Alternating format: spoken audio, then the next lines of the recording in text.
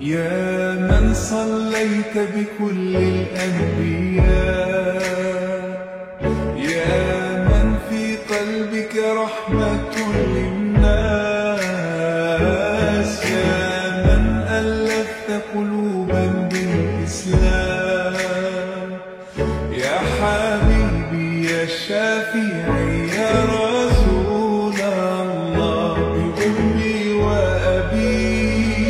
فديتك سيدي، صلاة